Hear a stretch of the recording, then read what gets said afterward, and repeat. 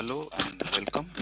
My name is Shumanto Bakchi, and in this video I will give a brief overview of my lab, the Ecosystems Lab, which is at Center for Ecological Sciences in IISc. As the name suggests, we study various aspects of ecosystems. As you may know, ecosystems are characterized by flow of energy from one level to another, for example, from plants to animals, and eventually these go on to become very elaborate food webs which support a large number of organisms and communities and their populations. In this process, material such as biomass also moves from one level to another and ultimately gives rise to cycling of key elements such as carbon and nitrogen. There's many more, but carbon and nitrogen are of particular interest to my lab. I mentioned carbon, and the ecology of carbon is a main area of interest in the lab. Carbon is relevant to a modern human society since we have removed a lot of carbon from the ground, which is the lithosphere, and released it into the air, which is the atmosphere. When we do such a thing, it has several important consequences, many of which are negative or bad. So some of you may be already aware of the emissions from fossil fuels are causing concerns for climate and biogeochemical cycles, and ultimately leading to a warmer planet, which affects biodiversity, agriculture, food security, and many other things that are relevant to modern humans. Now, the ecology of carbon is deceptively simple. Plants convert carbon from the air into themselves, and eventually that supports the biosphere. Living organisms respire it back into the atmosphere, and dead organisms decompose, and the C in them goes back into the air. So this is a cycle, and then passage of carbon through soil, which is organic matter, is one key aspect that we study. Essentially, carbon flows are due to two processes: inward due to photosynthesis and outward due to respiration. Both of these are sensitive to temperature and moisture availability. Now the planet as a whole is warming, so temperatures are rising.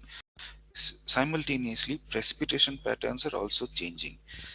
Because of these, uh, there are anticipated effects on both photosynthesis and respiration, and the balance between those two processes, which is the organic matter in soil, is one aspect that is reflected in the work done in our lab. The tools that we use here to study soil organic matter and how photosynthesis and respiration uh, are balanced or are in imbalance are satellite data followed by computer programs. We also use machine learning tools, and the idea is to try and refine IPCC models. As you know, IPCC is this global body which tries to advise governments about the status of the planet and the state of our climate. The implications of this work are expected to be important for land use policy, setting carbon emission targets, and also national and international agreements between nations, such as the United Nations framework for climate change. We also study carbon in the field. One place we work in is the Trans-Himalaya, and we study various aspects of how this ecosystem functions. Trans-Himalaya is a high altitude cold desert, and it is a climate change hotspot, meaning that here the rate of climate change is exceptionally high. It's warming or becoming drier. Those things are happening quite fast and rapidly. So fieldwork is often a lot of fun. It's also a lot of hard work. It involves a study of vegetation, study of soils, how gas fluxes occur between different compartments, how nutrients go from one place to another or one level to another, and how all of these differ by land use, which is driven by humans. We also bring back samples to the lab for further study, tools and techniques from microbiology, biochemistry, enzymology, and many other fields are frequently used in the lab.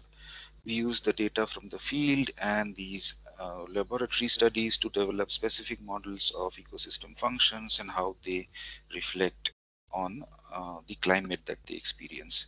So to summarize, we study the ecology of ecosystems with an emphasis on biogeochemistry and in relation to climate change and human impacts. So thank you for listening, and I hope to hear from you very soon if you have any questions. So please get in touch.